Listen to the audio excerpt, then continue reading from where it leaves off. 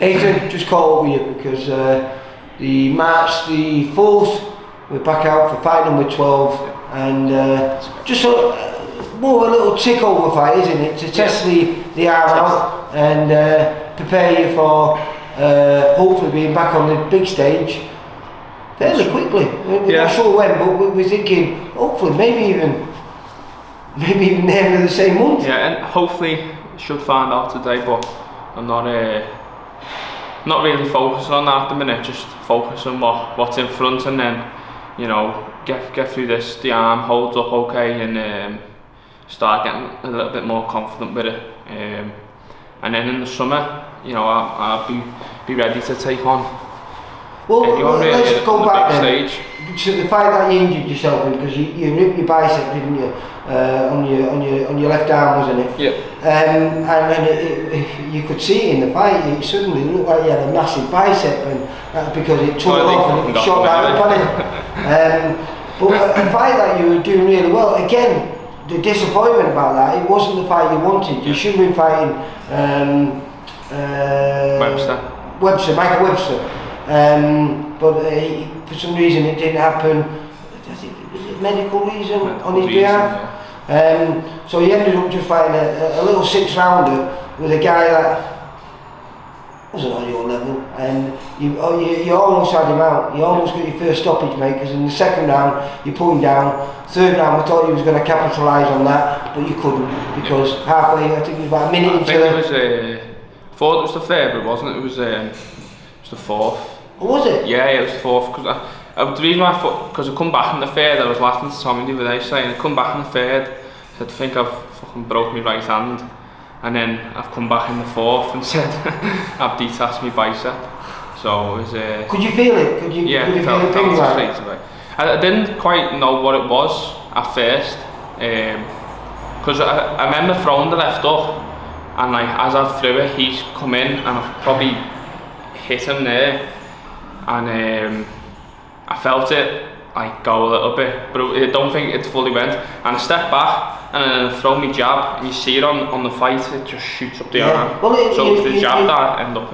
You look like you got a beach body bod on there, because suddenly you've got this massive bicep. Obviously it's pinned right up, and you look like a bodybuilder. Yeah. But it was very quick though when you got it sorted out. Was it only a week or so after? No, it was a few weeks. What was it? It was, I think I done on the 3rd. I got my operation on the 26th.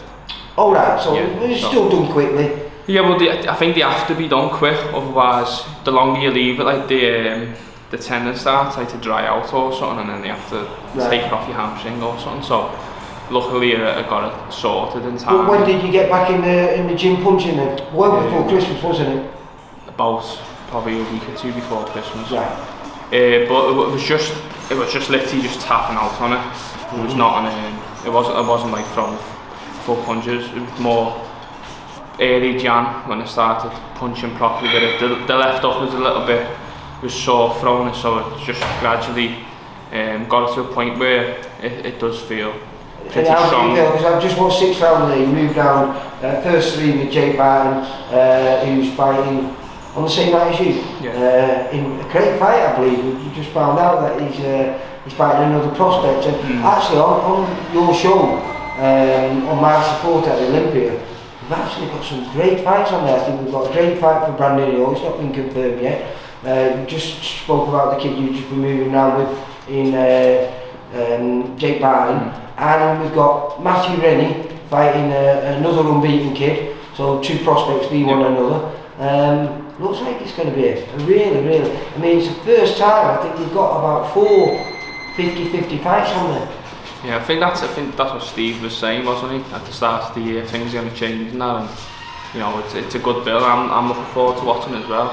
And in fact, the 4 shows that we've got penciled in, our first show of the new year starts at the end of this month over in Doncaster. Now it's just a bit of a learning show. All the kids are fairly young in the game. But your show, March the 4th, March the 11th and March the 18th are all real. There's at least 2 or 3 50-50 fights on them. So exciting, isn't it? Which is exactly what you want to be in there. Yeah, so get through this and then sit down with Steve and bang a few names across and hopefully get a big one in the summer. That's what I want to be here for. So you've been asking for that Michael Webb stuff for a while at the time, and it was. Well, no, what it was, they come to us back in, I think it must have been April or something. Right. We were only getting ready for 6th round. We got offered it the week before, but I'd already spoke to Steve and said I've picked, because I was supposed to be fighting on the Wigan show or the Wigan show or the Blackpool one. Right. And I said to Steve, I've done my ribs in. And then he got a call and said, just to let you know, I can't not offer you it. I know you said you're pulling out of this fight, but you've been offered the Michael Webster fight. So I said, well, fucking, we'll take that, but not next week. That this was back in April. I said, get that for on another card when I've recovered and that.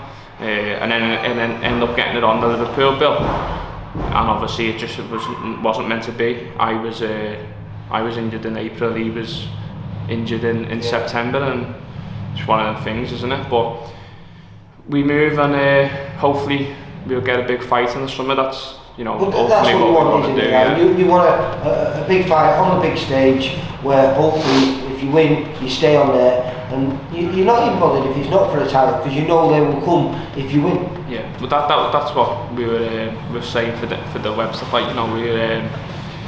You win it, you're on the big stage, and it wasn't meant to be. And the next time we get on the big stage, hopefully it goes through and we'll capitalise on it, and we'll show that we belong on there. So yeah, definitely.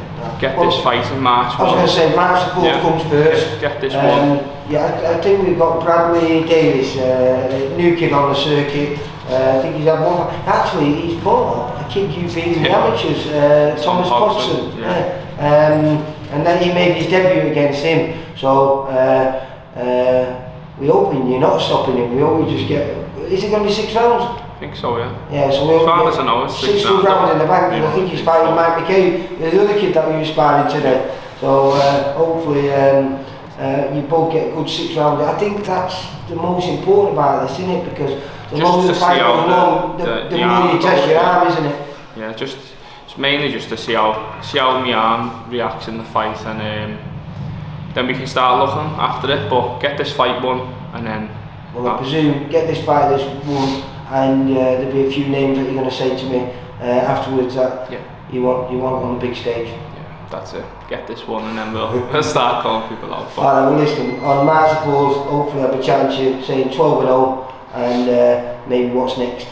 Sound nice one, Lee. See you later, Nathan. Bye. Boxing info, news, and latest interviews, amateur and pro, across the north.